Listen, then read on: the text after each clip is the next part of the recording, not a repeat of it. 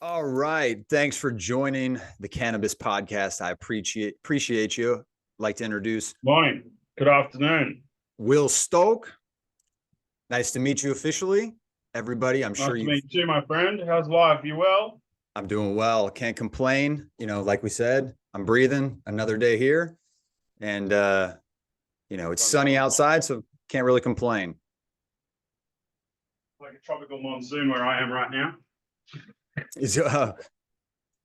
So no beach day, no beach today.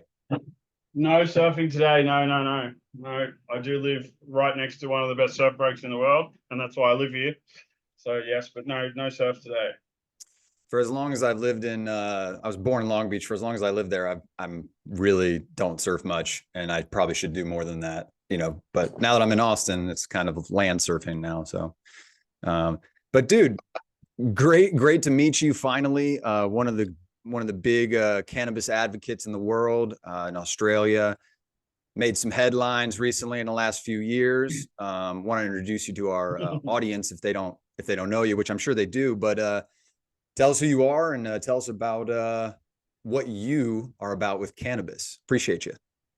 My name's Will Stolk. I am a former professional freestyle and big mountain snow skier. I started smoking cannabis when I was probably about 15 years old, going to summer camp in Whistler in Canada, heavily influenced by British Columbian and NorCal cannabis culture. A lot of my favorite skiers that I grew up watching used a lot of iconography of like Rastafarianism and kind of smoking weed in their video parts. That was pretty influential on me as a child. My parents didn't really smoke weed, but my dad had friends, I remember when I was a kid, that he told me had gone to jail for growing naughty plants. Obviously, these weren't like very good friends of his, but like friends. So it was around, but it wasn't ever really like put in my face. My dad was a little bit of a hippie. He moved to Europe in the 70s to go skiing, and he was a national champion water skier. So I grew up where I grew up in Sydney. I grew up around a lot of Hinduistic culture, I guess, surfing and kind of a lot of partying and stuff like that. So yeah, I've been a big cannabis kind of consumer since I was probably about 15 or 16.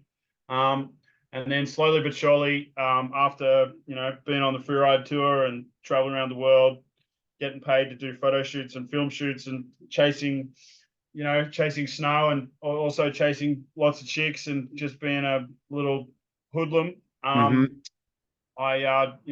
got into cannabis. As a kid, we would smoke 2 to 3 ounces a week between us, and when we were deep in it. And when you're in New Zealand or you're in some fucking weird country in Europe or you're in South America, you go on some pretty crazy journeys to try and get weed. And through those experiences, I met some of my best friends in the world.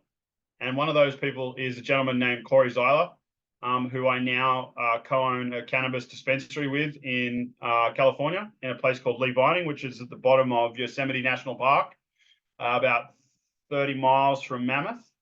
And we also now own 2 flower companies, one called Pheno Hunts and one called Zero to Hero, a CBD company. And, basically that's how I got into cannabis entrepreneurialism, was through just years and years of chasing snow. And then on the downtime, trying to get weed. Nice. When you were like 15, 16, were you smoking out of pop cans? Or were you smoking out of glass? Or First time I ever smoked, properly, I smoked once when I was probably like 13. And we went surfing at this place, and it was probably about 4 or 5 foot, and it seemed like it was like 8 to 10 foot. It was pretty trippy. I still remember that quite vividly. My mate had a plant in his because his dad had broken up with his mum, and so his dad was pretty didn't really care, so he let him grow a weed plant. This was when we were in like grade 7. So I remember smoking weed out of a little. And then the next time was at summer camp in Whistler with a friend of mine, and we went to the block in Whistler, the famous block, and we bought an eighth. And then we went was on a rainy day or on a down day. We went to the hotel where High North was, which is a famous ski camp back then. And we sat there and we smoked and ate through the apple. And then my mate ate the apple, and he had little dreadlocks, like ratty dreadlocks. Looked like a little weasel. And he got so high. I don't know if he got high from the apple, but that's what we thought. And ever since then, I've been pretty much been a pothead. So that was pretty much the one of the iconic moments of my childhood that led me down this path of hedonism. Nice. Yeah, sounds very similar to mine. You know, I born in Long Beach, but moved to Ohio when I was like 6 or 7.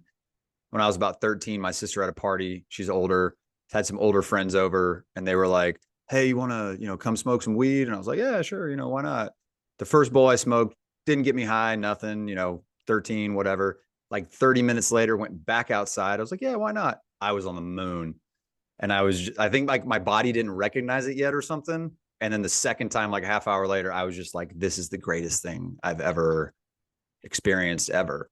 And pretty much since 15, 16, I was a skater, snowboarder, all that stuff. So very similar, just smoking, skating, riding bikes around the neighborhood, and pretty much been smoking and consuming ever since.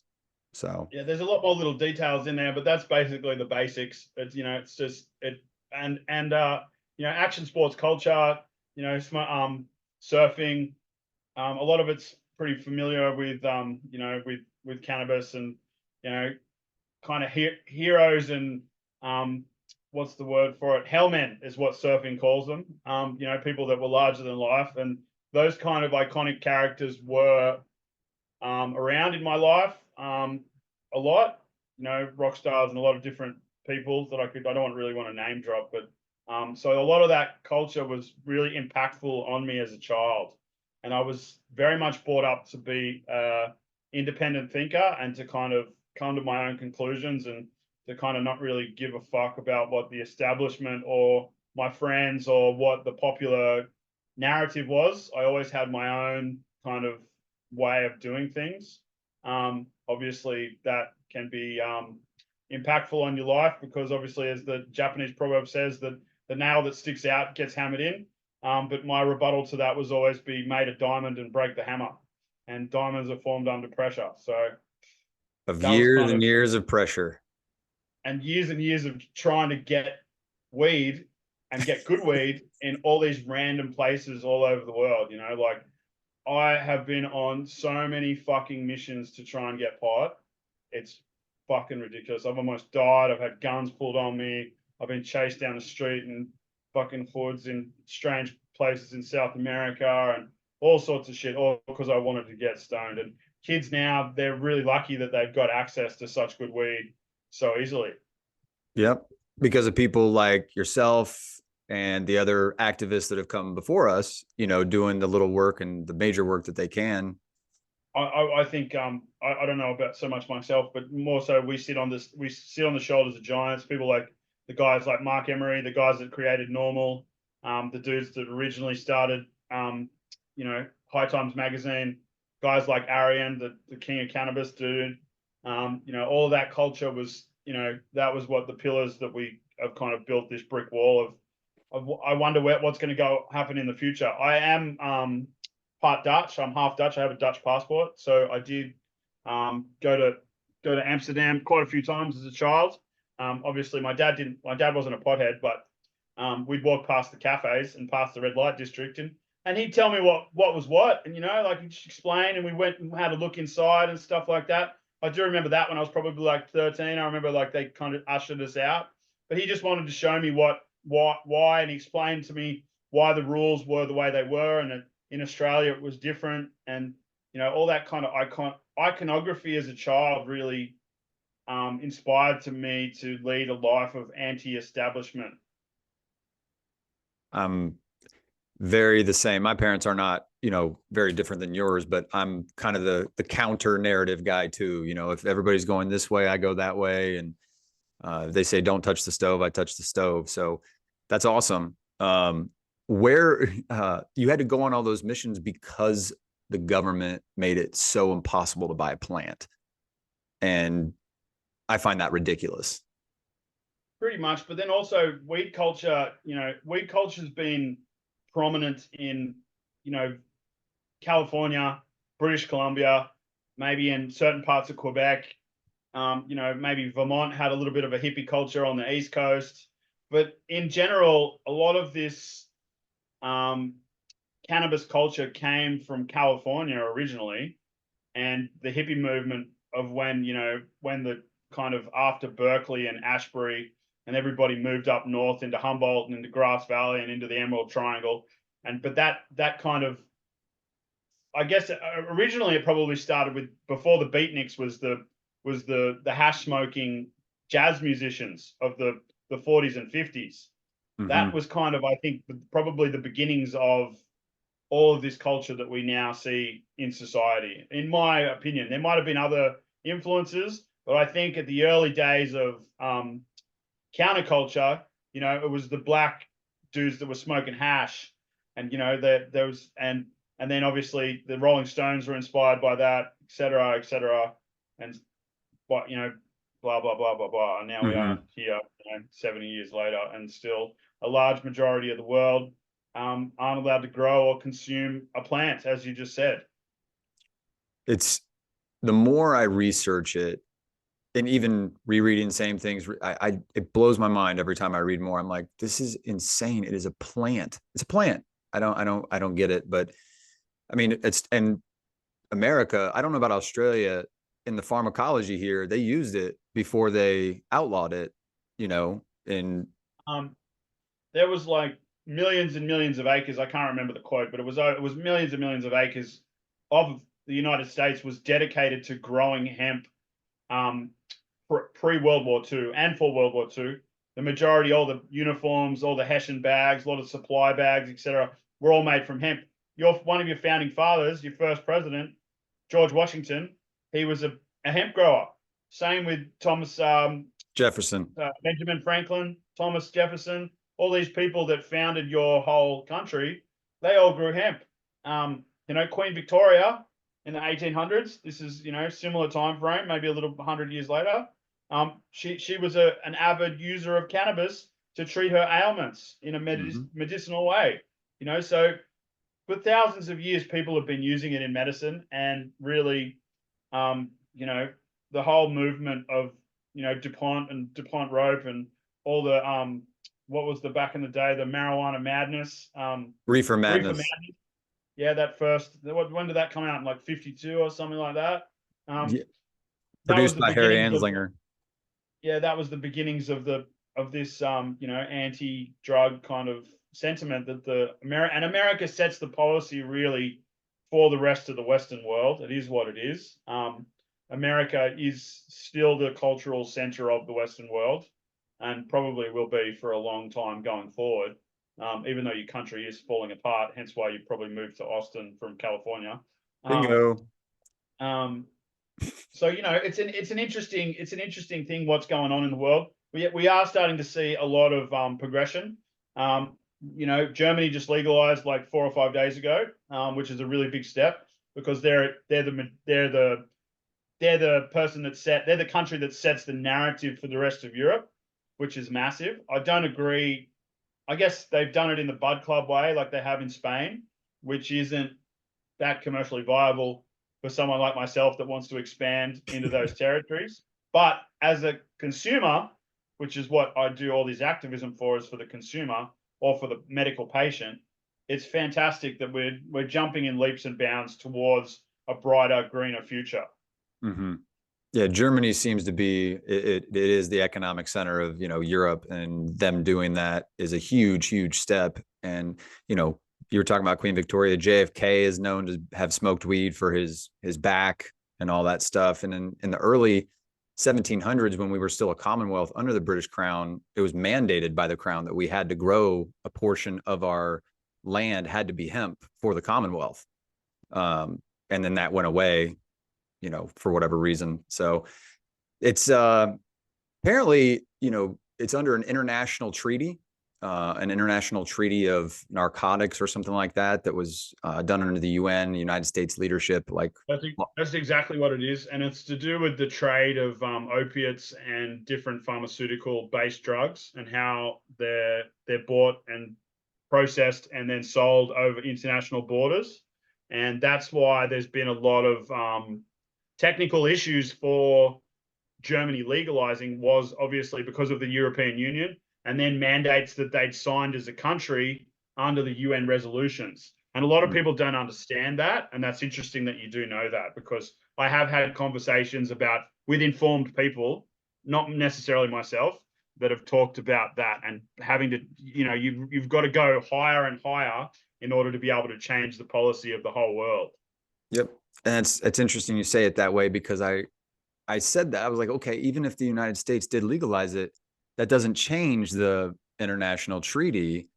However that happens, I'm still looking more into that, because I'd like to learn more about how that came about and what it's for. But the way that money, man, money makes the world go around. Oh yeah. Anytime I get confused about why, I just go, oh, it's probably money. Well, it's very simple. As Nathan Rothschild said, he said, I care not who sits on the throne of the empire where the sun never sets, for I control the value of tender, and therefore I control the crown. So if you understand the narrative in that, the empire where the sun never set was obviously the British Empire, because their territories were so expansive that they, had land where all around the world.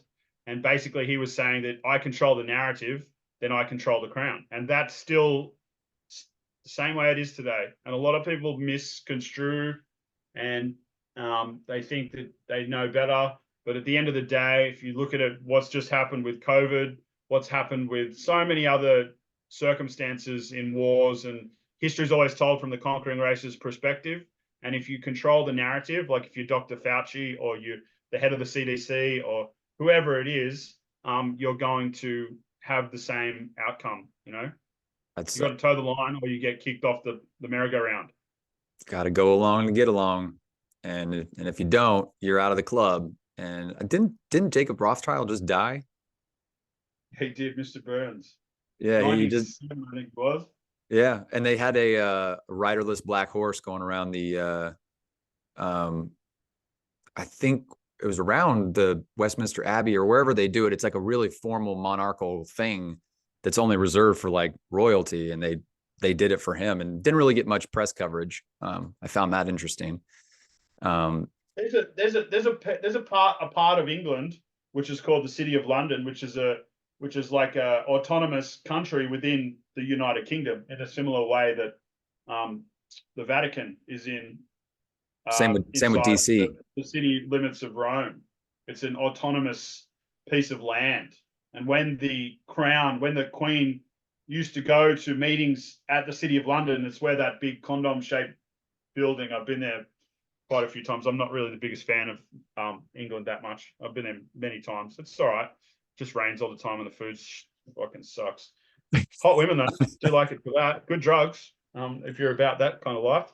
But yeah, there's a part of London that's actually an autonomous city. And so when the Queen visits, there's certain garb that she will wear with certain international representations of symbolism that, in her different in the family crest that she wears specifically for those meetings. Mm-hmm.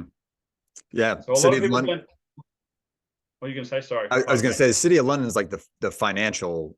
They control the financials of England, right? And it's kind of like DC. I think basically that's probably where they set the policy of financial rhetoric for the whole world.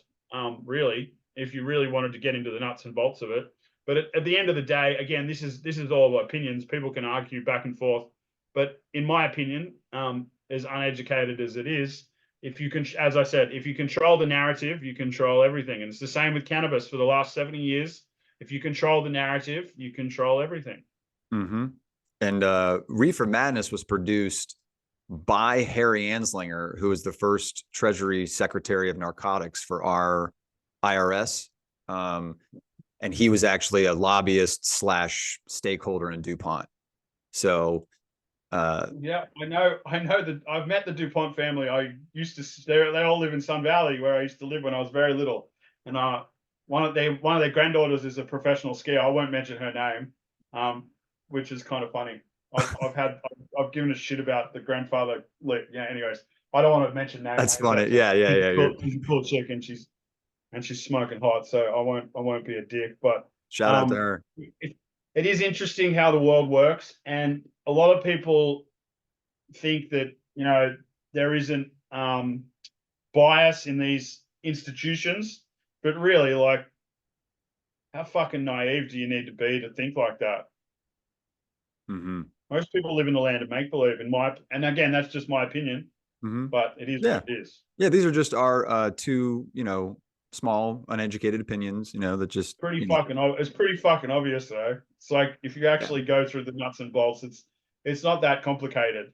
Yep. People just overcomplicate everything, and because obviously the numbers of people are growing in the world, people think that it's that much more technical. But really, the lobbyists of that. Have you ever seen that movie Thank You for Not Smoking? Is it Eckhart, the one that got him about the cigarette lobby? Yep. Great analogy on how America works. Yep. Same with a book, probably one of the great American novels that no one ever credits, which is Tragedy and Hope by Carol Quigley, which is basically the Illuminati fucking guidebook that they make all the kids read at the Charles Schwab School of Excellence. That talks about the Hegelian dialectic and about how you create factionalization in the cultures in order to be able to get your agenda to move forward. All these things are, it's written into the dogma of how these kids get put in places of notoriety, and how they base their opinions and their beliefs, and how they keep us in check as sheep. Really, it's not that complicated. No. And if I was in power and I thought the same way, that would be the logical way to manage people. It's just human resources on a gigantic level. Yeah. It's not rocket science. Yeah. It's just a scaled up version of like what you do at home, really, Extra zeros, man. It's the same equation. It's just extra zeros. Yep. And if I got 10 minutes left on this recording, if it stops recording, I'll just hit it record again and we'll just keep it. No worries. Easy, man.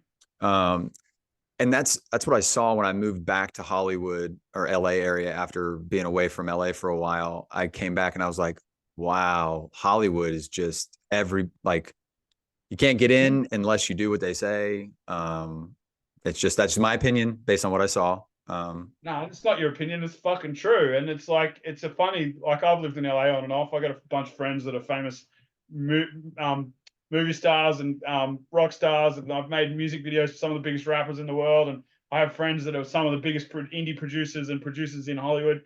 Yeah, it's all the same shit. It's like high school on crack, man. It's not that difficult. It's people think that what did my brother call it? He called like that TV show Suits.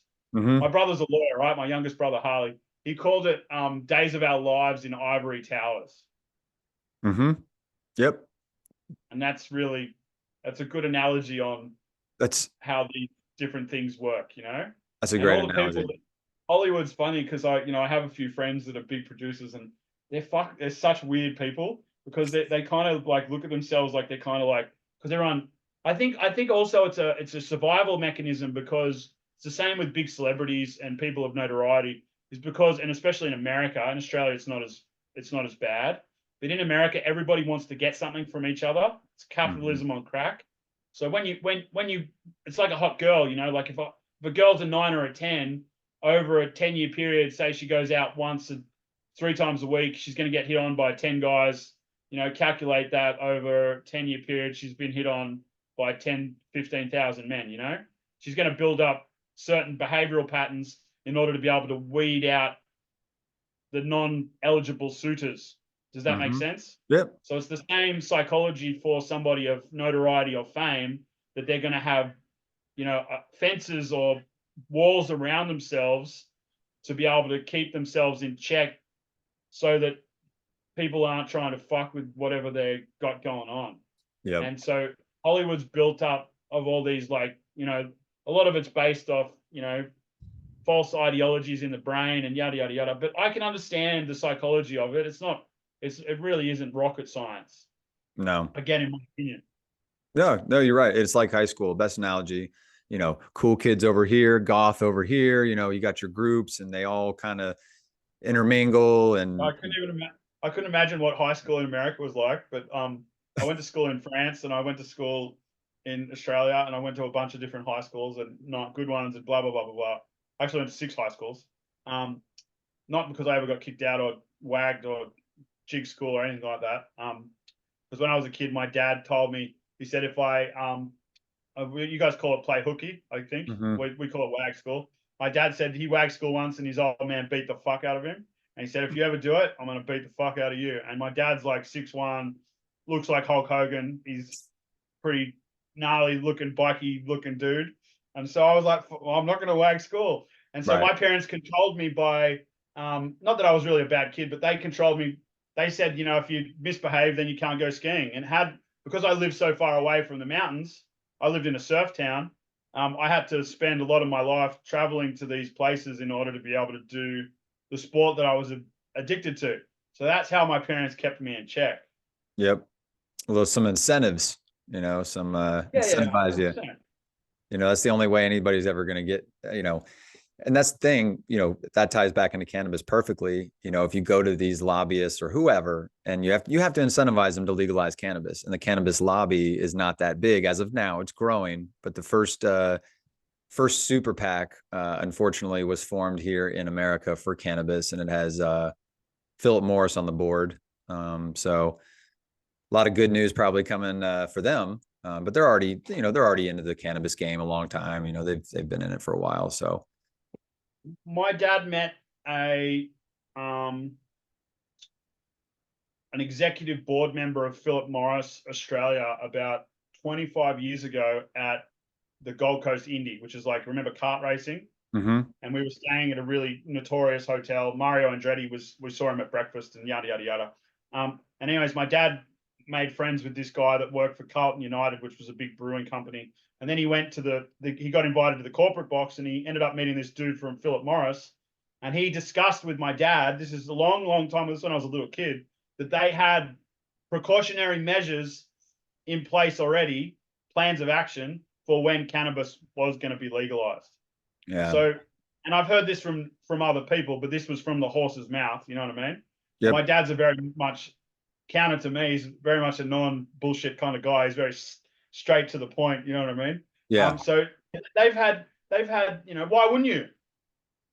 Well, yeah. I mean, that's interesting you say that, because when I kind of had my, aha moments reading I'm a dork. I like poli-sci, so I read all these bills that they pass. When they passed the hemp farm bill, just coincidence that the amount of money they passed was the amount of hemp we imported in a certain avenue for the green area. And what's interesting is they planted hemp at Chernobyl, so they know what it does, which the vegetation's coming back quicker. And I read something similar like that. And the theory in my hypothesis is, okay, if you're going to use these oils and plastics and stuff, why stop before you need to? Right? Like you said, if you're running the world like a business resource or whatever, and you're going to use up, it's like the Saudis have got much, much more oil than they let on. It's the same with De Beers and controlling the diamond supply. Most of it's underneath. If you watch Blood Diamond or talk to somebody that understands the diamond game, if you go to Antwerp, there's massive, massive, massive fucking safes underground, probably labyrinths of diamonds that are underneath the city, and that's how they control the supply and demand. And it's the same with the petrodollar. It's the same with, it's all economics, and that's why Noam Chomsky, who you probably know who he is, one of the the highest, one of the great philosophers of the 20th century. He said that, I'm pretty sure he said it, or maybe someone else said it. He said that the power of the pen is greater than that of the sword. And basically, economists, they pretty much can, wipe out a whole country with one swipe of their pen. I love Noam Chomsky until he went woke.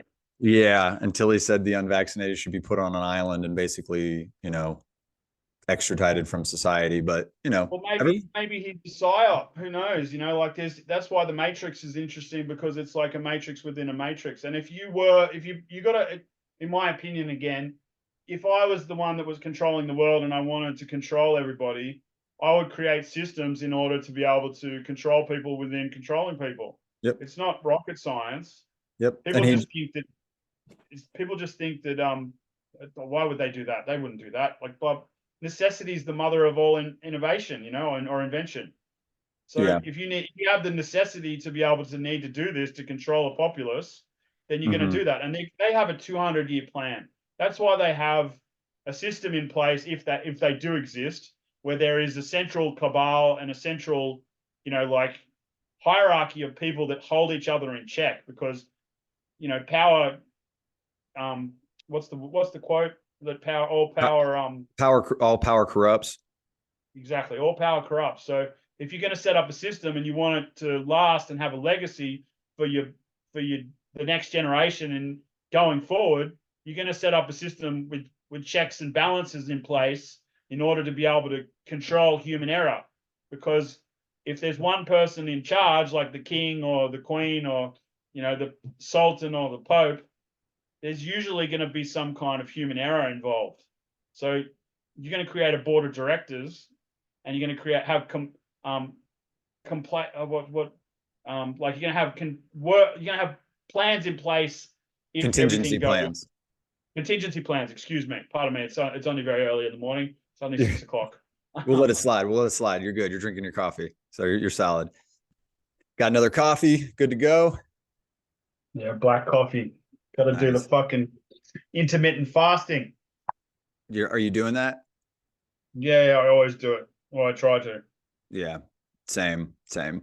Now, do you do much with hemp at all? Like, I know you said you do CBD and stuff, but I have some interest in an Australian hemp company that my dad and I have invested in.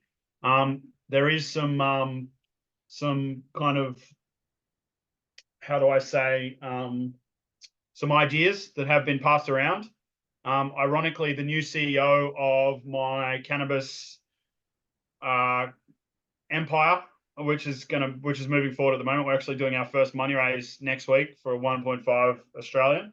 Our new CEO, he actually runs what still is one of the most progressive 3D printing companies in the Southern Hemisphere, called Titomic.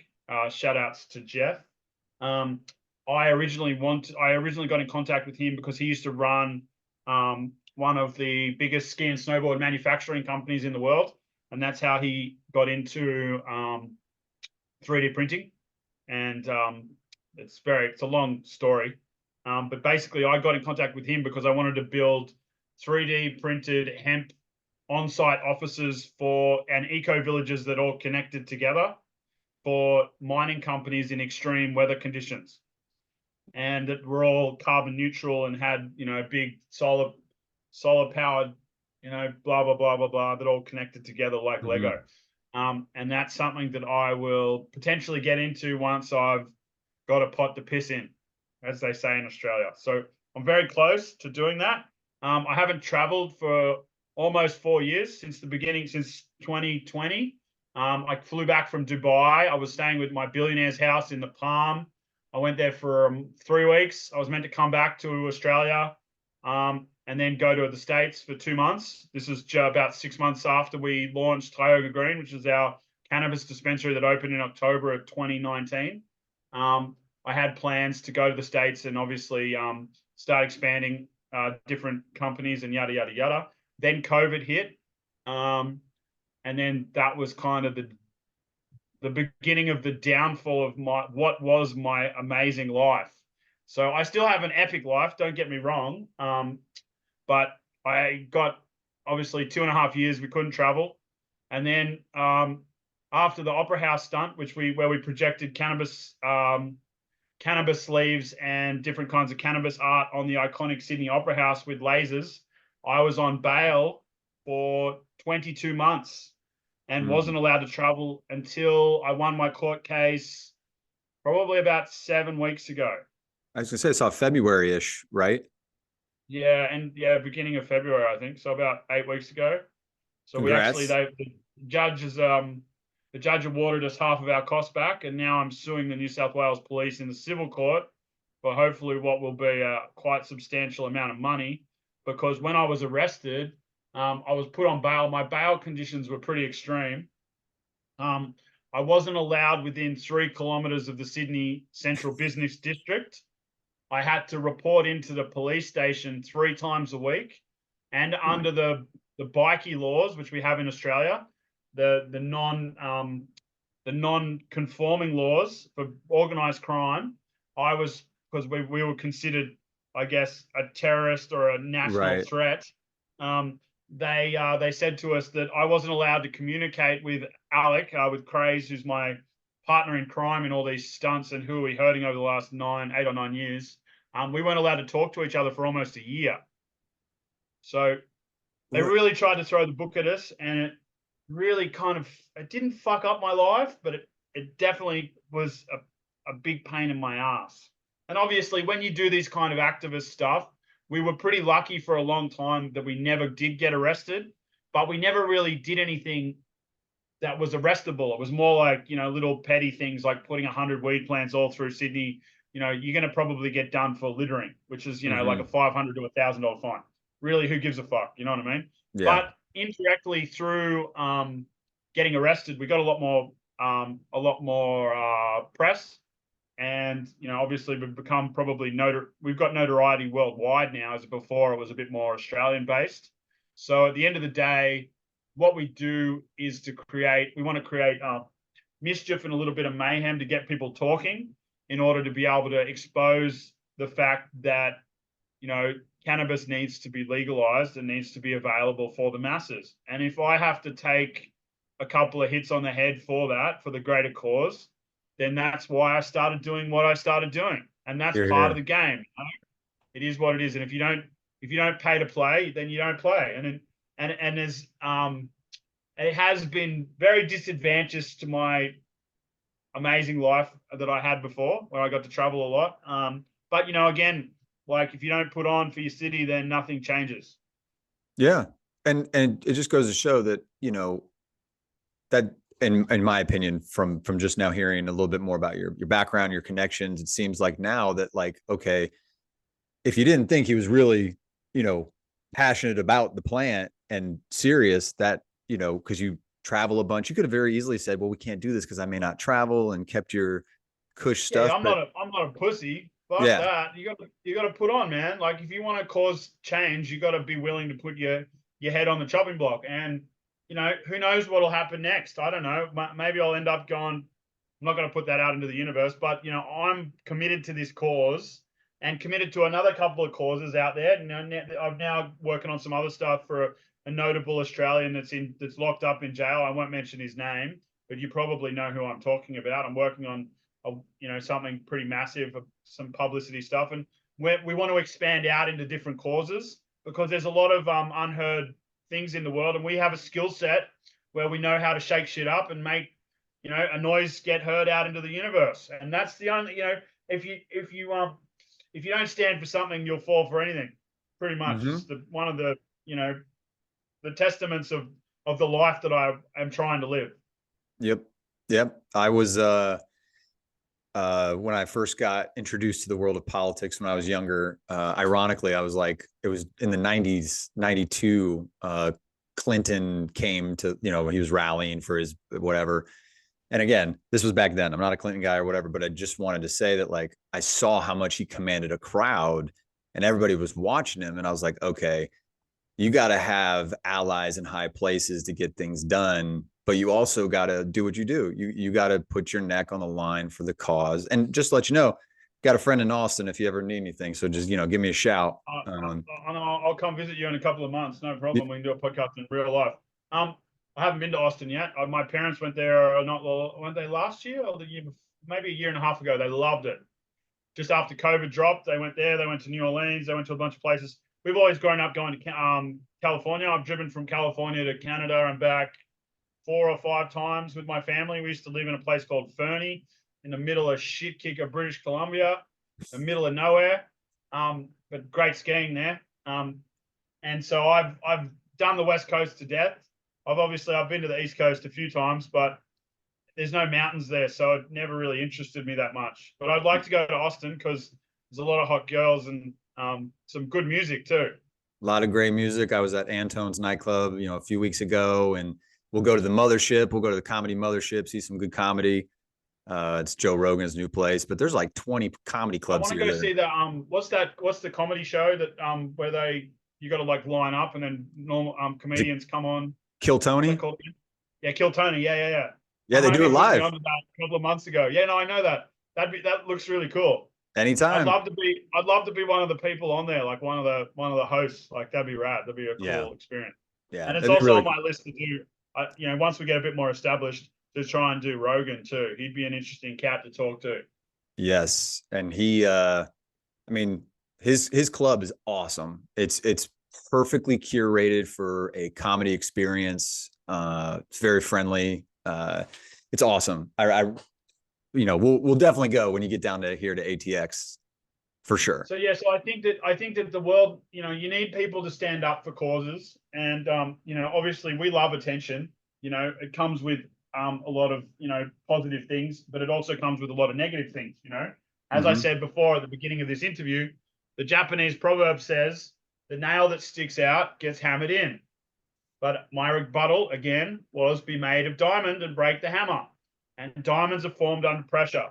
So if I am a lot of things. I can be arrogant. I have a big ego. There's a lot of things that people could probably tar me with. But there's one thing that I'll never be, and that's a fucking hypocrite. So if I want to talk shit about some subject, I'll put on, and no one can say that I didn't, because I've been to jail multiple times for this shit. And but again, I'm just one cog in a giant wheel. There's people back in the day when they were getting life sentences for growing pot. I'm not claiming that we're doing anything that is necessarily changing the world, but we're doing a lot with what little we have. And you just touched on a huge issue in the cannabis discussion here, which is equity. In the cannabis war on drugs, all the people that were harmed, in jail for lifetime, 25, 50 years just for possession. Some are selling mass with, whatever, but non-violent. But a lot of those equity programs are wrapped in they're not run as a lot of the programs in the United States. The one that they tried to do in Washington State, that's just now gone back to not having all drugs decriminalized. So a lot of the systems that you guys try to have in play, like that social equity system, like they have in Oakland, in order to be able to give people that have been affected by cannabis control licenses to open dispensaries.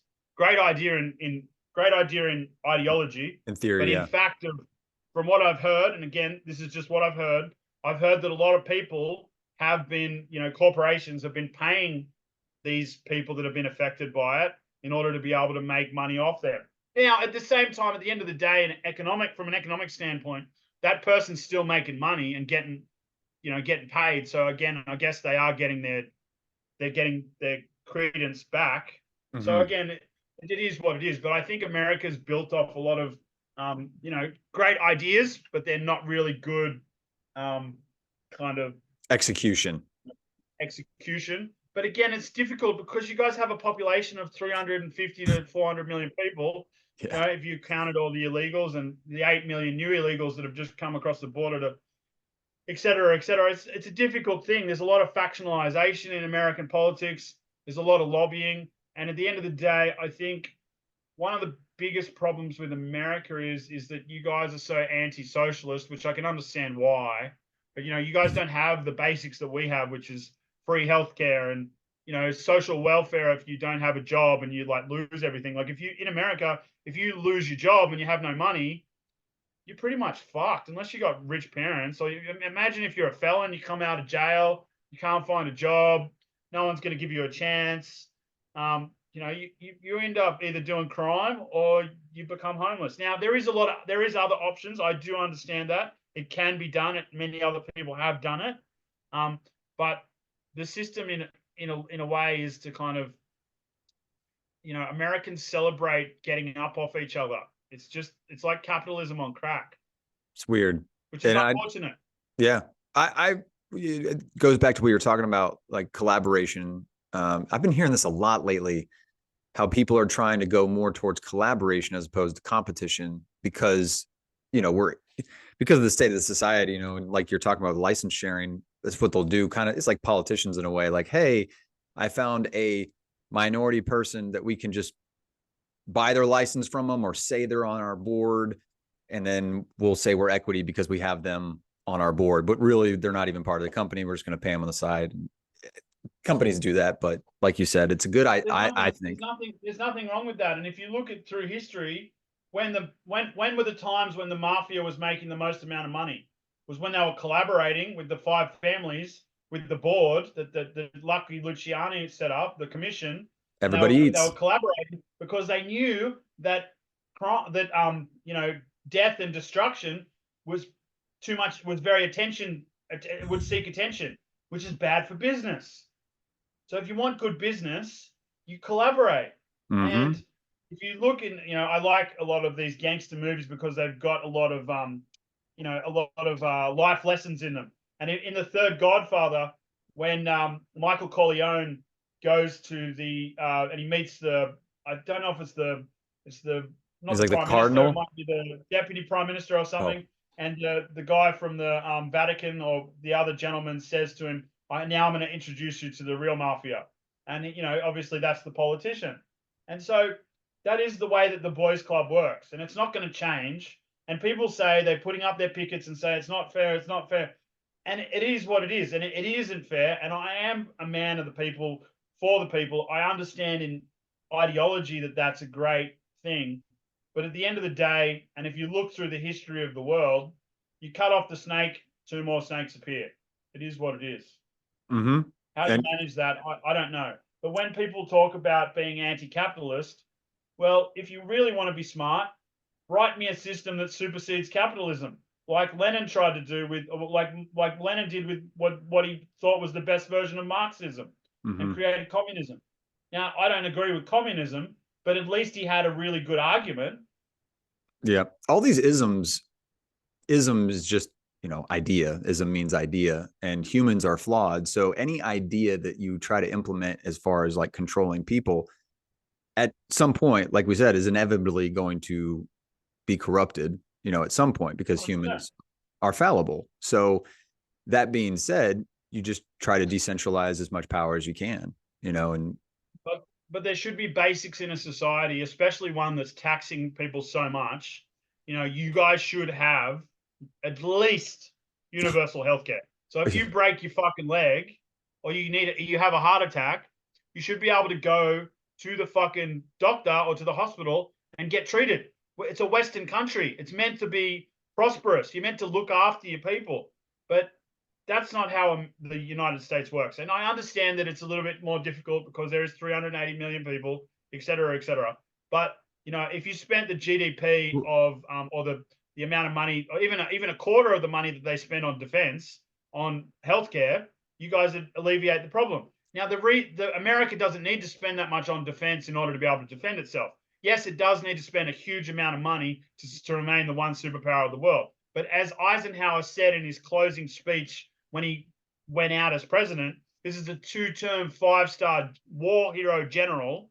There was a two-term Republican president in the 60s. I think it was 50, 52, was it? Maybe. Anyways, might have been 52. Might have been a little later, 57 or something like that, because it was before JFK. Yeah.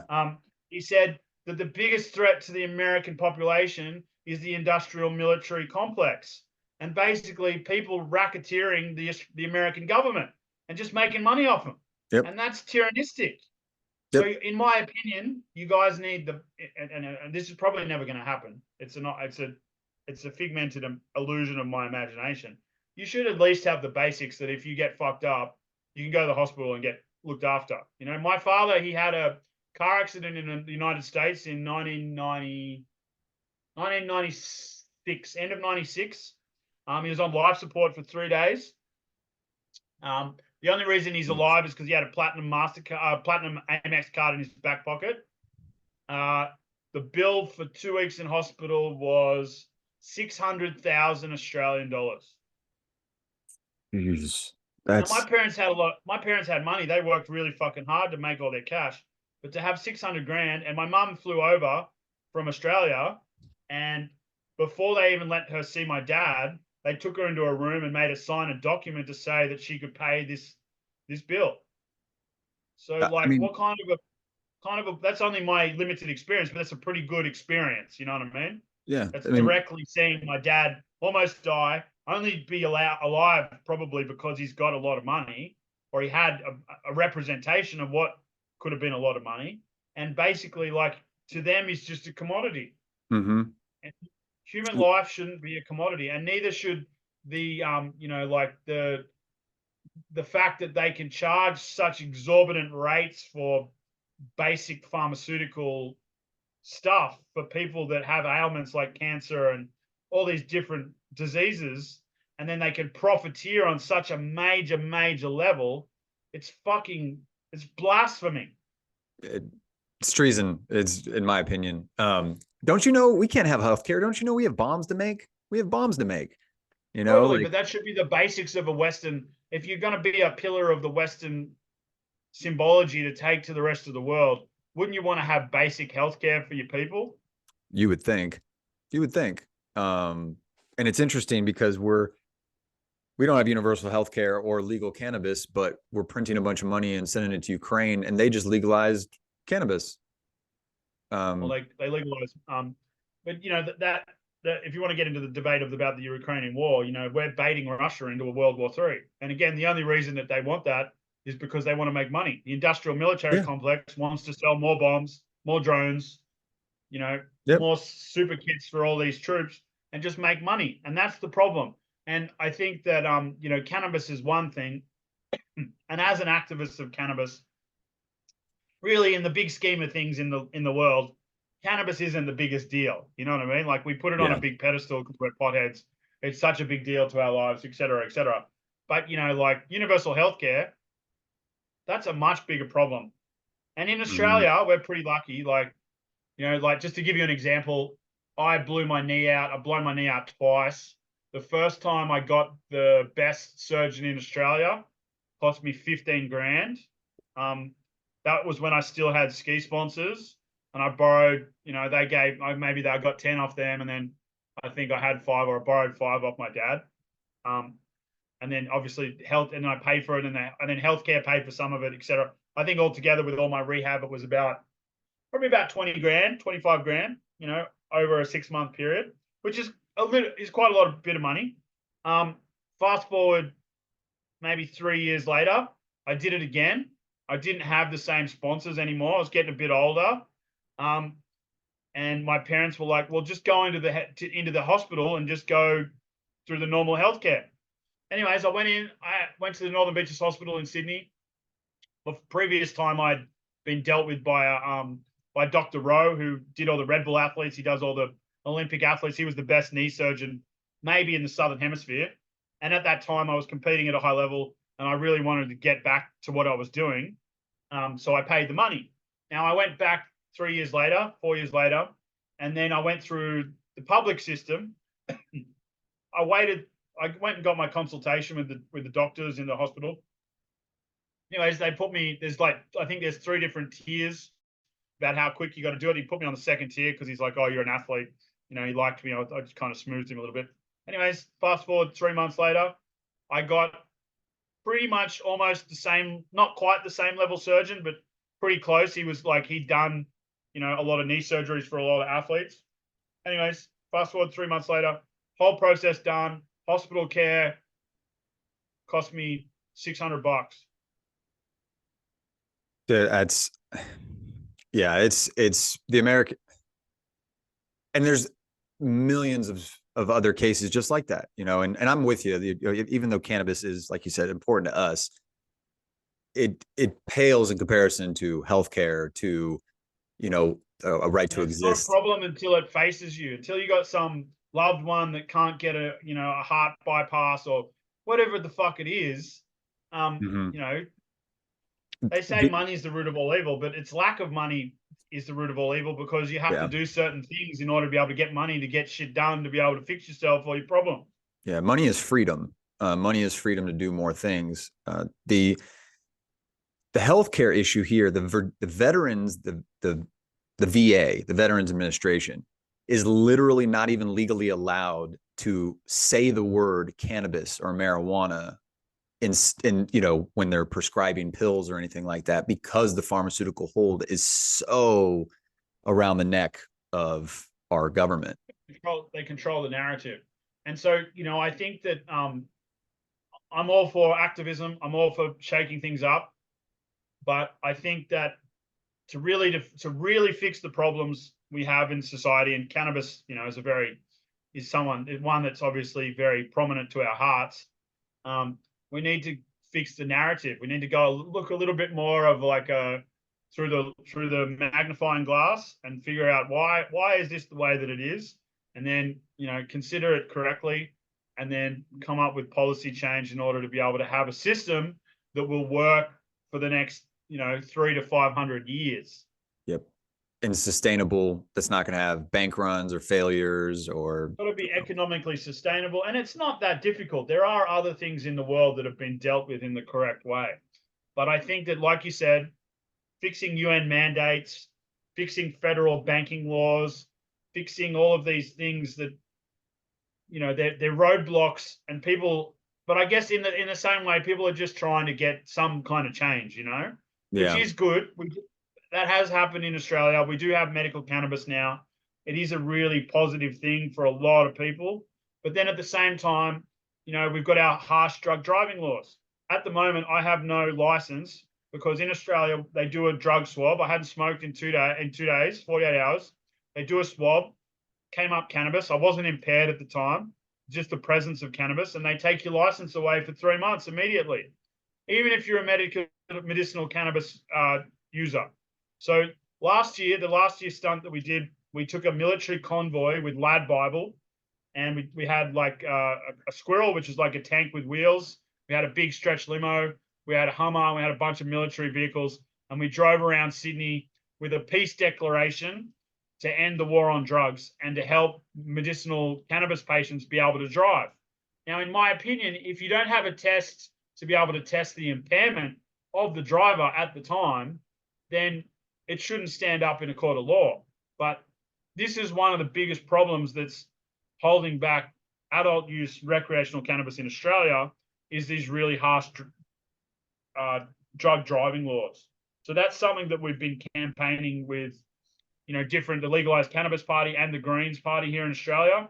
The Legalized Cannabis Party now have, I think, 7 or 8 members in different states at a state level in order to be able to change things in our parliaments. In Tasmania, they do have something in place. So if you do go to court, you can get let off for being a medicinal cannabis patient. Mm-hmm. We are working in Victoria, New South Wales, and hopefully Queensland in order to be able to change this. But silly laws like this are what holds back a lot of people becoming medical cannabis users. Because if you're, say, a single mother, not having a license, I live 10 minutes in the middle of the fucking sticks. It's ruined my life.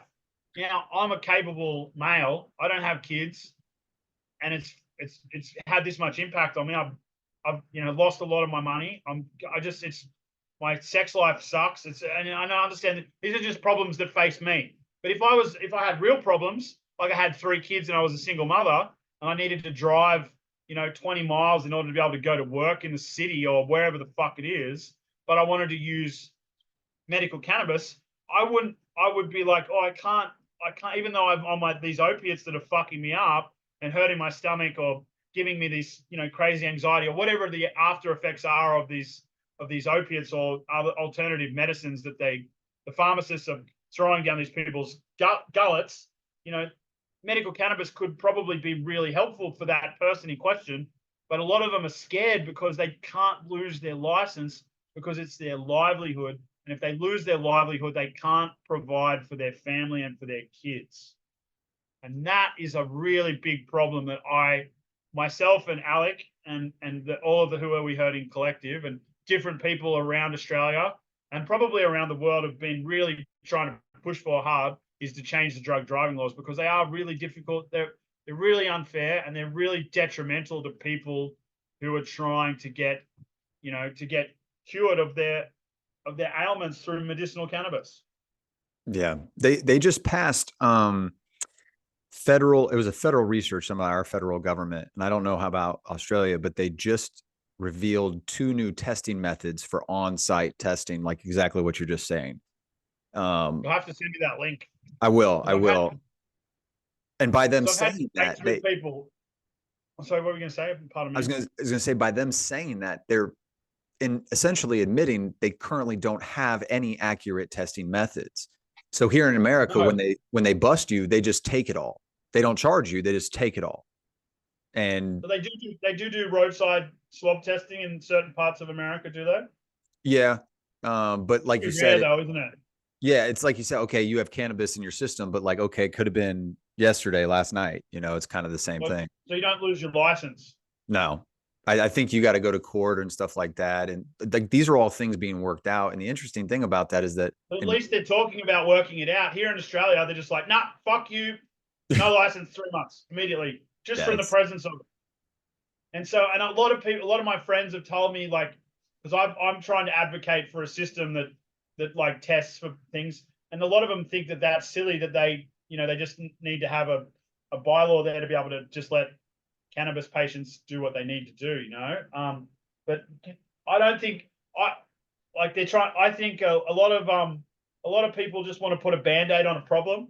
Mm-hmm. I'm more of the the logical person. I'd like to see the problem fixed. Yeah. At the base layer, because it's going to keep coming up in the future.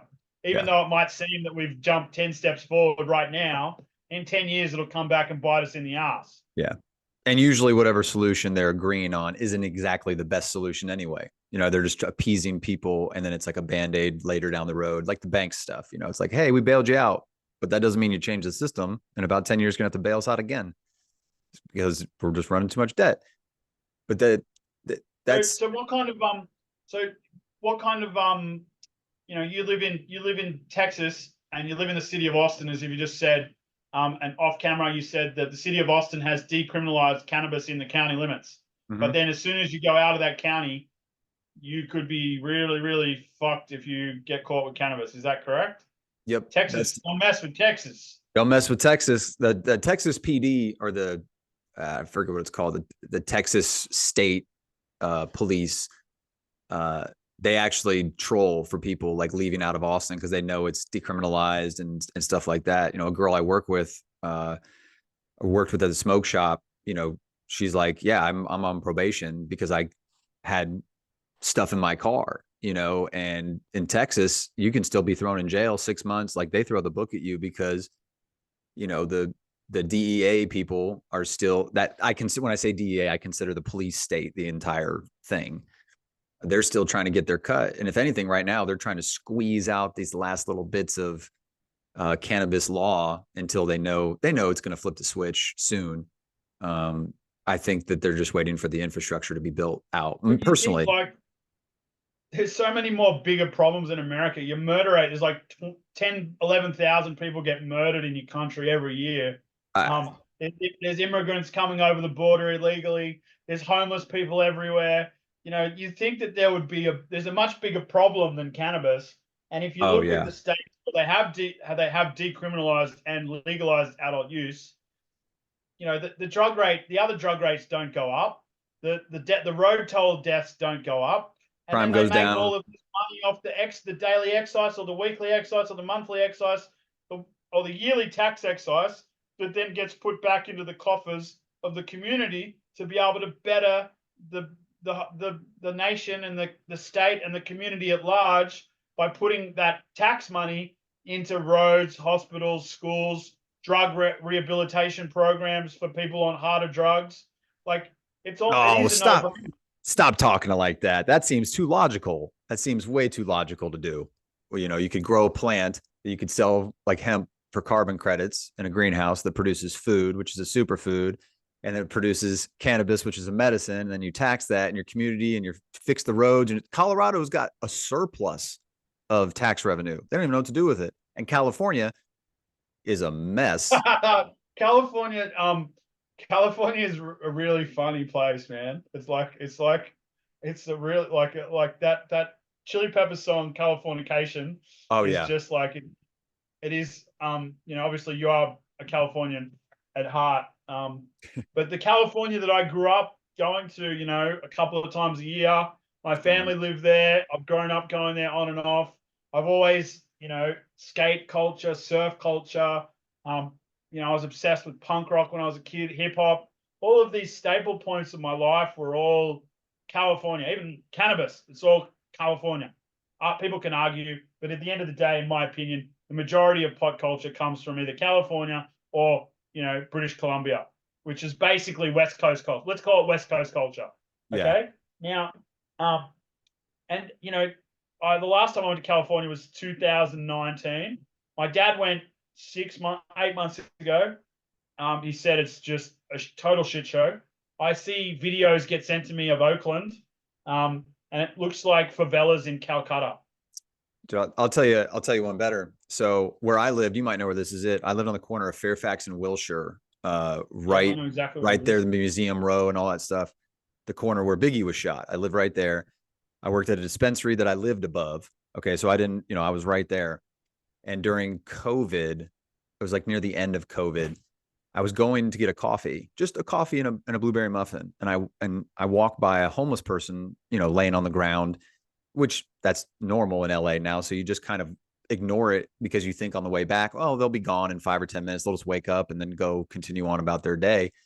Nope. When I came back, just holding coffee and a blueberry muffin, that person was in a body bag. They were roped off, and there was like 4 or 5 police cars just staring there, taking pictures and notes. And I'm sitting there going, I just walked over a dead body to go get a muffin and a coffee in front of my apartment.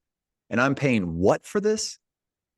Even Beverly Hills and stuff is falling apart. Like that new mansion tax they tried to put in, like recently, that on all the luxury real estate. Great idea, but shitty execution. Yeah, everybody was like, for sale, for sale. Everybody's liberal ideologies are great in principle, but I don't know. Like there is some, there's some positive economics. Economics makes a really big difference to the community. So a lot of these, lefties or liberals have these ideologies of changing things, which is great in philosophy, but you have to have the system in order to be able to make it sustainable. You can't just make radical change and then just not have some kind of counterbalance in place to be able to balance out the economic effects or the effects in the society. Just like them trying to legalize all drugs in Washington, there's fucking crackheads everywhere. But was that because they legalized drugs, or was that because that the cops weren't arresting people anymore after George Floyd and all the other bullshit that happened? And basically downtown Seattle turned into a fucking war zone. And there was like areas that were like basically like little countries. That's basically not enforcing the police and, like legalizing drugs and then not making people go to their meetings to be able to go to rehab if they get caught with it. You have to have a system in place to be able to balance out the ramifications of the changes that you're making in the society. And so that's why, in my opinion, I'm all for drug change. Like the war on drugs has not worked. No. Drug legalization is a great idea. Drugs won. Well, I don't know if all drugs works. Maybe, I don't know. Portugal has worked, but then Portugal is a little bit socialist and they don't have the same economic destability problems that the United States faces. They also don't have, you're going to have to restart it again in a minute. Yeah. I'll just do it. You only get 40 minutes. You also don't have, a population of fucking high-end users. America, Australia, where it's a bit of a different culture, like the Europeans, they don't indulge in drugs and alcohol in the same capacity that Americans, Australians do, in my opinion. Same with the English, they do it too. You guys don't grow up with it as destigmatized as we do, like we can't touch alcohol till we're 21. Yeah. So what would you recommend, for anybody that's younger, coming into the 18 to 25 crowd and they're trying to get involved in cannabis or let alone, bigger issues? Where do you think they should start based on your experience? I I think that, so are you talking about just from a base level, like just learning that, like how to get into the game of entrepreneurialism and like cannabis as a job, or as in getting into cannabis as an activist? Yeah, sure. So that's a good question. Let me rephrase that. So if they wanted to do entrepreneurship, like if they wanted to get cannabis industry, where would they start? I reckon go hang out at your local, bud club. It depends where you are in the world. Like where you live it's a lot easier. In Mhm. Australia, it's difficult. It was a lot easier than it was 10 years ago. Before 10 years ago, it didn't exist. 10 years ago here, you'd have to know somebody that was a criminal, basically, to be able to get into it. But also, if you get some seeds, you can learn how to grow. It's not rocket science. People know how. I'm not a cultivator personally. I don't have a green thumb in any way, shape, or form, but I do have a lot of friends that do it. If I was in a place where there was a little bit of legality, whether it was medicinal cannabis or recreational cannabis, I would do it in the same way that I did it with skiing, or a lot of my skater friends have done. Go hang out at your local shop, and go, try and get an internship. Go tell them that you'll clean the floors, or you'll trim for them for free. Do whatever it takes to be able to get in with the clique, hang out with the clique, just like how Burner did it. If you listen to some of his podcasts, he talks about how he got into the game at the early days. He was around the dispensaries. He just shut up, and he just did. They said jump, he said how high, and slowly but surely he showed a value, and then that value was seen as a talent, and somebody was like, I can make some money off that talent, and then they made him the head buyer for whatever dispensary it was that he worked for, and slowly but surely he stacked his knowledge and his connections, and he has now built an empire. So basically, you just got to be around it. You got to immerse yourself in the culture.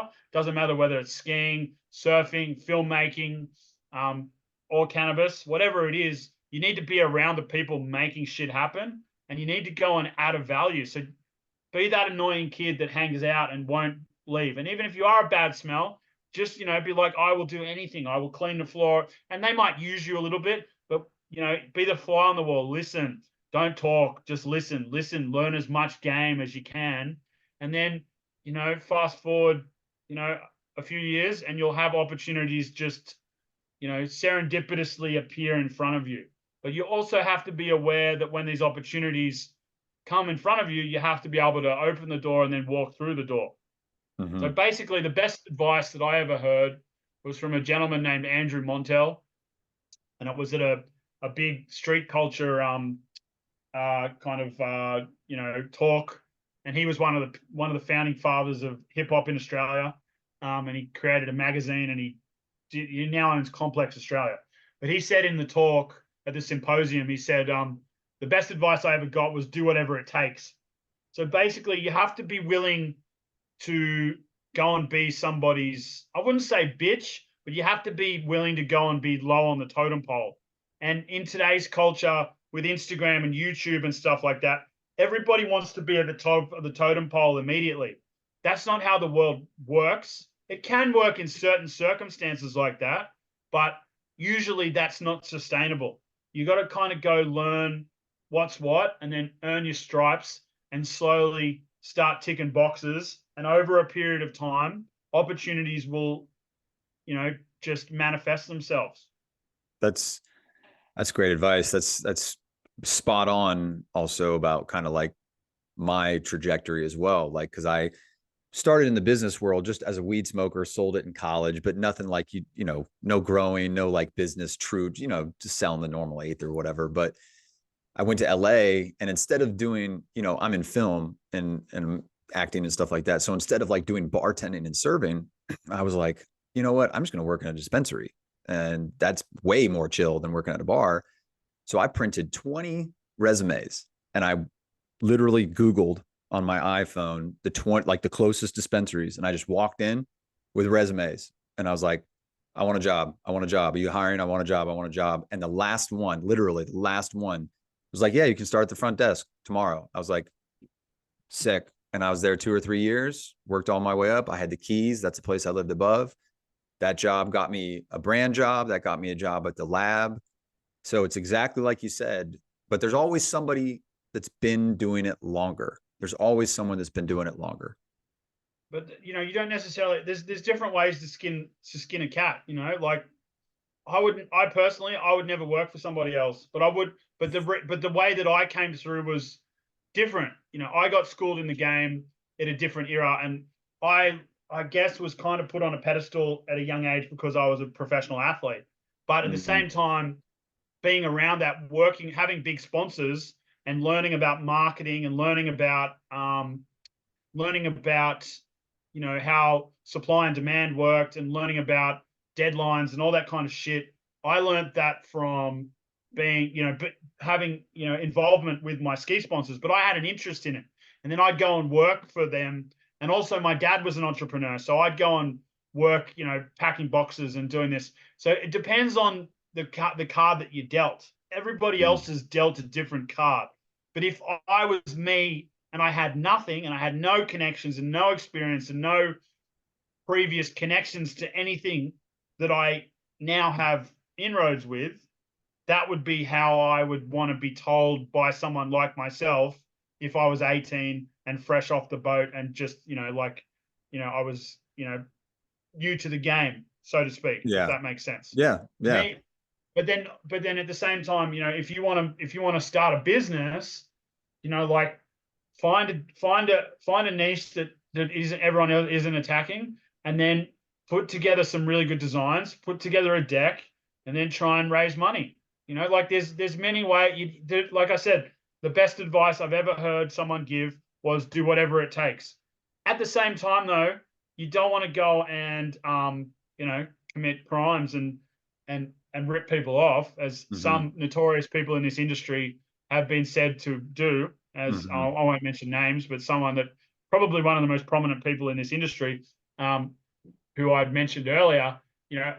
I've heard on the grapevine that he used to be a crop raider. Now I don't know this person personally. I don't really have an opinion on it because it's not my.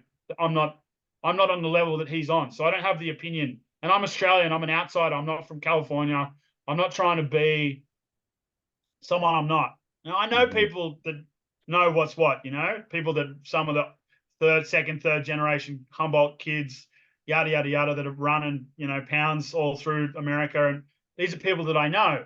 But that's not me personally. Now they're allowed to have an opinion on the subject, but me personally, I'm an outsider trying to make it in a game that I'm a guest in. Do you know what I mean? Mm-hmm. Yeah. So it depends on the different circumstances for different people. But at the end of the day, being humble, and sometimes you got to go earn your stripes, whatever it is. It's the Yeah. same with us, putting on and going and doing all these stunts, and, spending, thousands of hours and hundreds of thousands of our own dollars and stuff like that. Like, that's given me credibility in industry. So now when I go meet people, they take me seriously. As of before, I was just some skier kid, and that's cool. Like that was a position to work from. But the years and years of effort and energy that I put into a cause, it's difficult to question my commitment to the fact that I really do like cannabis and I care about legalization. You know what I mean? Like, we put in enough work now to have some credibility, and you have to build that credibility through results and through hard work and through, the humbling of life. Yeah. And the problem with today's, just in general today, which is I understand why it is what it is, because Instagram, everything is instant gratification. Fuck, it's taken me 5 years to get where I'm at now, and I don't have that much cash at the moment. I just spent 10 grand on this lawyer. I spent 5 grand on the lawyer for my drug driving case so I wouldn't get a criminal conviction so I could come back to America. I've spent thousands of dollars on putting it into all these. I work my ass off, and I'm only just now getting to the point where I can do a money raise to be able to get off the rat wheel. You know what I mean? And you got to Yeah. be willing to put yourself on. You got to invest in yourself. And it depends on how you want to skin stuff. I don't want to work for people. I don't Right. want to be someone's bitch. That's not my game in life. You know what I mean? But Right. I got schooled. My dad's an entrepreneur. My grandfather was an entrepreneur. That's the way that I grew up. You know what I mean? That's what I know. I Right. don't know what someone else knows. But if I was in the position of not knowing anyone, I would go, and you know what? I've had every fucking shit job you could ever imagine. I've washed dishes. I've done tree lopping. I've, worked at Hungry Jack's, which is the equivalent of Burger King, all to save shitloads of money to be able to go halfway around the world to go skiing. And yes, when I got better, I was starting to make money. But at the same time, 4 to 5 months a year, I'm in Australia, I'm not skiing. And to be able to travel around the world is fucking expensive. Even if you do have a travel budget and you're making money, during those off periods, I would work my ass off to save money to be able to go overseas because, partying is expensive and living in rich ski towns is expensive. And, good looking women fucking are very expensive. Same. All these things cost money, and at the end of the day, I'm still not that well off yet, but I'm investing in myself to be able to get where I want to go because that core ideology that Andrew Montel guy said was do whatever it takes. Right. And I'm the kind of guy, unfortunately, much to my detriment sometimes, is I'm full send. And I'm not going to stop until I get where I want to go. And then I'll probably find something else once I get there. And then I'll, channel my energy into that.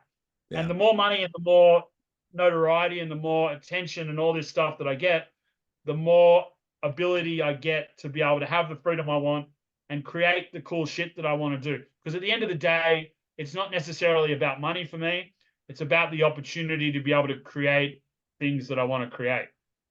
Yeah, that's well said. It's climbing the corporate ladder and entrepreneurship are two totally different, paths. They kind of doesn't necessarily. I'm not going to have. I don't have the right to say what's better and what's not. No, me personally, I wouldn't want to work for somebody else. I'd rather be broke and homeless than be that person. But that's just me personally. If you want to run, I have other friends that they want to be an employee. They want to run a Fortune 500 company, or they want to do this, or they want to do that. And my youngest brother, he's a lawyer. He chose that path. He could have been a professional athlete. He could have been the fucking movie star. He looks like Chris Hemsworth. He's 6'3". He's got long hair. He can do but he wanted to choose the more sensible route because he's seen me go through all this fucking trials and tribulations and bullshit. And at the end of the day, like being the nail that sticks out is difficult. People are going to tell you you're full of shit. People are going to give you shit, especially we have tall poppy syndrome in Australia, which is like people that stick out. They want to throw shit on you, and people don't want you to stand out. People don't want you to achieve things that they necessarily can't achieve themselves. So they'll talk shit about you. And the more notoriety and fame you get, the more people are going to talk shit. So at the end of the day, you're damned if you do and you're damned if you don't. There is no solution. You just got to put your head down and your ass up and just go get shit done. And then when you stop, you're pretty much dead. That's probably the best advice you could get. You're damned if you do, you're damned if you don't. So just do, right? Just fucking do it. And just keep doing until you're dead, because you're going to be dead a long, long fucking time. Yeah. I love people go YOLO. And I'm like, yeah, but you only die once too, right? In theory. So although it feels like we've died 1,000 deaths. It goes quick, man. Having grown up in action sports, I know 30 to 50 people that are dead in the last 10 years from avalanches, crevasses, motocross accidents, skydiving, base jumping, you fucking name it, man. Like another dude that I know just got broken off like probably a month and a bit ago doing a triple flip on a dirt bike, and he missed the airbag because he was training for Nitro Circus, and he's gone, man. So, like you got one life to live, like go live it. If you want to see change in the world, don't be someone that just sits on the fence and talks about things. Go and dive the fuck in and, deal with the consequences. Yeah. Try to not get on the wrong side of the law, because it's really not fun sitting in a jail cell. I've only ever sat in a jail cell. I've only ever been locked up for few times. One time in Utah for like 3 grams of weed, less than 3 grams, maybe 2.5 grams. That was a process. Sounds like Utah. Yeah, I fucking fucked my life up. I got for 2.5 grams, I got locked up for 7 hours. It was $7,000 bail, which my friend bailed me out. Then I had to come back to Australia to get the what do they call? What's the federal charge called there? A felony. To not get a felony charge for 2 grams of pot, I had to get drug tested for 4 months in Australia, get a drug and alcohol analysis, psychological evaluation, and do after the 4 months was up, and send them all back to Utah in order to be able to get them dropped to misdemeanors. And then I flew back to America after I got a new ski sponsor after going through 6 months of all this bullshit and having all these shitty jobs to pay for the lawyers and blah, blah, blah, blah, blah. Man, which is a hard thing to do when you're getting paid to travel around the world to do something. And then you got to go back to Australia. You can't do what you want to do. You got to get all these shitty jobs to be able to make money to pay for lawyers so you can go back to what you were doing before. That's a hard pill to swallow. I know other people have got a lot harder than I do, but just for 2 grams of fucking cannabis. And then I flew back to America and I filled out the wrong visa form. And then they fucking deported me. Oh, yeah. After like 6 months of bullshit, I get to the States and they're like, sorry, sir, you've got the wrong visa. And then they locked me up in that room with the VCR from the 80s. And I got locked up for 10 hours. And then they escorted me back with 2 TSA officers back to the Virgin flight and flew me back to Australia. So that was a kick in the teeth. So I've had a few kicks in the teeth over the years, even though I look like the silver spoon little rich kid. My parents made me have every shitty job in the world you could ever imagine, and I've had to overcome adversity, as every other person in the world that has a story is going to tell you. You have to just keep going, and it fucking sucks sometimes. You're lonely, you're in the fucking doldrums, you can't drive because of this, or you're locked up because of this, or whatever. You know, look at fucking Nelson Mandela. He was locked up for 30 fucking years. And then he becomes the prime minister of South Africa. You know, like people that have, you know, that go overachieve adversity and have a tenacity, they usually are the ones that create the most impact on planet Earth. Yeah, that's the shooting star in the sky. That's funny you mentioned Nelson Mandela. I have the same birthday as him. So July 18th. So I painted the Berlin Wall right next to him. So I'm a big fan of Nelson Mandela and everything that but like you said, that was a struggle. Apartheid was a lot more of a detrimental thing on humanity than the illegality of cannabis, though. Oh yeah. But at the same time, who the fuck am I to? Well, actually, no, I'm not going to say that. No, they're totally different. Totally much worse. Apartheid. But this is a version of apartheid in itself. You know. But at the end of the day, in my opinion, you just have to be willing to put your nuts on the chopping block, and you just got to keep going. And, you know, I've put all my money and effort into achieving what I want to achieve. Now, I'm about to do this money raise just as an example. If I don't get the first round, then I'm going to have to do crowdfunding.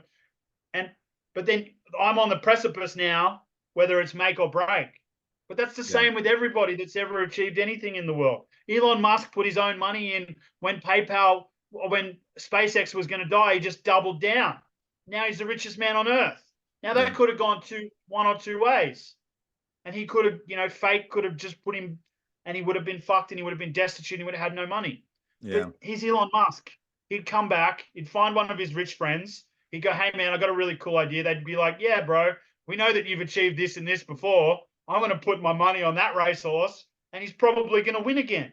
Yeah. Because the investor knows that racehorse has got that tenacity and that flair in them to be able to keep going until they win. But not many people are that obsessed, or that most people don't have the mindset to take all the knocks on the head that come with great achievement. It's a gift and a curse. And sometimes I wish that I could accept mediocrity and just go and have a 9-to-5 job and have a wife and kids and just be normal. It'd be a much easier life. But that's not the way that I was born, and that's not the way that I'm going to die either. It is. Yeah. Everything's a gift and a curse. Yep. It's balance. I like the analogy of putting your nuts on the chopping block and see what happens, because eventually your nuts will be so big and tough that the guillotine won't cut through them. So 100% be made of diamond and break the hammer. But at the same time, you also have to understand that every single person on the planet has problems, whether it's Elon Musk and obviously money does fix a lot of problems. But look at Steve Jobs. He was, one of the richest people in the world at the time, and he died of cancer. And, did he waste his life? That's a matter of opinion, that you can't walk a mile in someone else's shoes. It's just not possible. We've all got our own problems. You just got to play it as it lies, Yep. as Happy Gilmore Play it had as to it. in that movie. Speaking of that, they're about to do a second one. I don't know if you saw that. He's got a Yeah, script. yeah. I eat pieces of shit like you for breakfast. Do you eat You eat pieces shit of for breakfast, Shooter? No. No, that's just a great speech for everybody that's listening, that you got to keep going, whether it's cannabis or any other topic or sports, filmmaking, whatever it is. That's all you have is your will to keep going. And so we've all got the same 24 hours in the day. And just because someone else got dealt a better card than you this week, maybe next week they'll get a wild joker, like it is what it is, man. Like it is what it is. Some people are going to have an easy time getting in and they've got more talent than you. That's the way that the cookie crumbles. You can cry about it and be like, oh my God, you poor me. That victim mentality didn't get anybody anywhere. You just got to get on with it. And that's easy for me to say that, like in my position, the people that I've grown up around, I was blessed. And I am blessed, but I was blessed with what I was blessed with. And it would be a disservice to my ancestors that have built the platform that I get to build off, if I didn't do something with what was given to me. As well said. Does that make sense? No, it makes perfect sense. You can't judge people on the card that they're dealt, whether you're the billionaire's kid or the pauper's kid. Franklin fucking Amstead Rothschild was born in a ghetto in Vienna. By the time he was dead, he controlled the world in one generation. So if he can do it, there's a likelihood that you potentially can do it too. So again, I can only play the card that I'm dealt, and you can only play the card that you're dealt. And a lot of people will probably say, oh, that little rich white kid from Australia, blah, blah, blah, blah, blah. And that's fine. That they're allowed to say whatever the fuck they want to say. But at the end of the day, I was drawn the card that I was drawn, and you're drawn the card that you're drawn. And that's life. And you work hard. If you were in a detrimental place, a lot of people that have come from nothing, they're trying to build a legacy so that their kids have a better platform to build than they had. And that's what my dad did, and that's what my grandfather did, It is what it is. Yep. That's the way life, that's the way the cookie crumbles. You can't choose where you're born, who you're born to, your situation. All you can do is make the best of what you got. And it's the same with something that I'm trying to deal with at the moment. Again, same ramifications with the Utah story. COVID, wasn't allowed to travel. Then I was put on bail for, projecting cannabis leaves on the Sydney Opera House. These are ramifications of my own actions. I have to deal with these ramifications. But how I deal with them and how I react to them, it's my own choice, And it's been a long journey. Like now I can't drive. So I'm stuck in the hills, frustrated as fuck. I can't surf all the time. I've got to get lifts places. I got to spend, I probably spent $3,000 on Ubers in the last 6 weeks. That it all adds up. But that's the ramifications of my actions. Yeah. Which is that's a fucking hard pill to swallow. But then a lot of other people in the world, which I must give kudos to. A lot of people are born with disabilities. A lot of people are born with no money, or they're a certain color or race or ethnicity in a country where they get vilified. I can't understand the trials and tribulations that they've had to overcome in order to be able to achieve greatness. And I tip my hat and take my hat off to these kind of people that have done that. But it has been done in the past, and it can be done again. There's a million people in history that have overcome a lot more adversity than I'm ever going to face and achieved much greater things than I've achieved so far. Yeah. I'm not going to put a tip on what I've achieved, because that would be blasphemy. Yeah. But you understand where I'm coming from. Yeah. You're still in the process. So, to be, more coming down the road. And, with, like you mentioned, the state of America, and when things are going crumbling, it's very easily to quit, go in a hole and hide, and not, like you said, kind of run away. The process, man. It's the same with like acting. One of my friends was a prominent actor here in Australia. He was on a big TV show. He moved to the States. He got Heath Ledger's agent.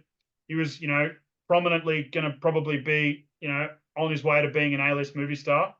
He went to 100 auditions before he got his first job. Now, I wouldn't say he's an A-list actor, but he's a working actor. He's a millionaire. He's been in, he was a lead in Letters to Juliet. He was a lead in Aragon. He was, he's had 4 or 5 TV shows where he's been the lead actor, Nice. and he killed it. But he put on, he worked his ass off here in Australia. He stacked his cash. He moved halfway around the world, but he enjoyed the process. Mm-hmm. He enjoyed the process, which is something it's very difficult. Or you can take the other route, which is the route that I take, like Seth Rogen and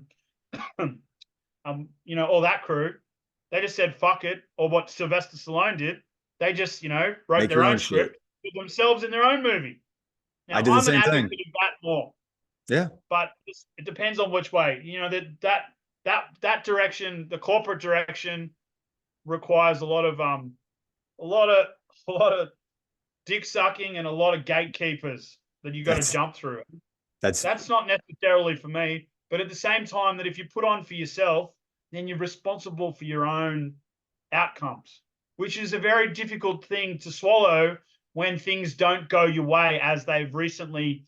I've gone through a lot of trials and tribulations to be able to get where I'm trying to go, Mm-hmm. but that's part of the it's a really difficult sometimes, and you look up at the fucking roof and you're lying in bed and you're like, you're fucking lonely and you got no money and you spend all your money on creating this content and doing this and that. And you're like, fuck, what am I doing with my life? And I have moments like that all the fucking time. Mm-hmm. Will I have moments like that once I break through and get really rich? Probably. I reckon A-list movie stars have the same moments. Yep. I've talked to them and I know they do. Similar story as your friend, hundreds of auditions to get one little small role that will lead to another role that will lead to another role. And you got to love what you do. And the only thing that keeps you going is your passion and your drive. And you're lucky to have a passion, man. You're lucky to wake something up. A lot of people live their life and have no passion and have no reason to get up in the morning. Mm-hmm. One of my very good friends, his family are worth $2 or $3 billion, and he's an awesome guy. But he said to me a couple of times when I've been hanging out with him, he's like, bro, I'm fucking bored. He doesn't have any. Yeah. He doesn't have to want for anything. Everything's provided for him, and he's like, I'm trying to find something to stoke me out to the point of obsession like you've got. Because what you've got is contagious. So if you have an obsession with snowboarding or skateboarding or acting or whatever it is, fuck, that's a blessing in itself that you've got something to have a reason to wake up. Because a lot of the population don't have that. Yeah, that's a great way to, in a way, kind of wrap this up, because that's what I love talking about with people like yourself and in the cannabis community, because it's very apparent that every cannabis connoisseur, activist, or advocate that I've talked to has said from the moment they tried it, they knew that the plant was more than just something to them. It's part of their life. It heals. A study just came out that said cannabis enhances empathy in people. So everybody that advocates for the plant is passionate and they love it, and they do it because they love it and they want to help other people. So that would be a perfect place to kind of put a button on it. And I know you got some stuff to do. It's, days starting there. It's still Saturday? Yeah, it's Sunday, actually. Sunday. Tomorrow. We're ahead of you guys. It's 8 a.m. on Sunday morning. Daylight savings just ended. Actually, did it end? No. Yeah, it did. It must have ended this morning. Yep. Nice. Daylight savings ended. So I just gained an hour. I lost. Did I lose? No, I gained. I don't know. Anyways. So I'm really talking to the future right now. This is cool. You are talking to the future. Just as a closing statement, like anyone that wants to see change in the universe, instead of being like all these fence sitters that just talk and talk and talk and talk and talk and talk and have all these inflated opinions, instead of being a victim to your own, circumstances, pull up your bootstraps and go make shit happen, because one day you're going to be on your deathbed and you're going to look back on your life and you go, fuck, I wish that I did when I didn't. You doomed if you're damned if you do and you're damned if you don't. Like, go out there and make shit happen, live your life, love, lose, make money, lose money, you know, get arrested, whatever it is that you need to do, but go live your life, because one day we're not going to be here. And, you know, you want to remember the things that you did, not the things that you didn't do. Well said. I won't say anything after that, except get off the fence, keep growing, and don't forget to tip your bud tenders. This was an amazing chat. I'd love to have you in Austin as soon as you're able to travel. I can travel now, so I'll be there after I do this money raise next week. I'll probably be in the States in the next hopefully 8 to 10 weeks, if I'm allowed, because I do have a pending potential criminal conviction because of my drug driving, which is something that we really need to change in Australia. So that's our next big thing. Check us out. Follow me on Willie's World 69, Willie's World podcast. I'd love to have you on my podcast. Follow the Craze Collective, and check out Who Are We Hurting. We're doing another stunt in about 2 weeks on the 20th of April in Melbourne. Another, I wouldn't say it's a game-changing event, but it'll definitely make a mark. And write into your local politicians, be the change that you want to see, you know, lobby, activist, protest, make shit happen, because you've only got one life to live. And if you want to change things, instead of talking shit and being like the fence sitter, go out and make shit happen. Hey, here. I second everything you just said. I appreciate you for coming on. I'd love to be on your show anytime. Give me a shout, and we'll do this again. And in about 8 to 10 weeks or whenever you can, we'll get you out on Lake Austin on a boat and go have some fun. Awesome. Sounds awesome. We'll go wakeboarding. Yeah. Oh God, that's awesome. Oh man, now I want to go do that. So, hey, thanks a lot for the chat. Again, doing a backside rodeo, wake to wake. Fuck yeah, that'll be fun. Hey, we'll make some. And then I'll have a 50 grand bill from the US medical service for my knee. Yeah, just for, and that's just for the brace. That's it, just for the brace. It'd be 50 grand. For the brace. Thanks very much for your time, guys. Enjoy. Thanks. Cheers.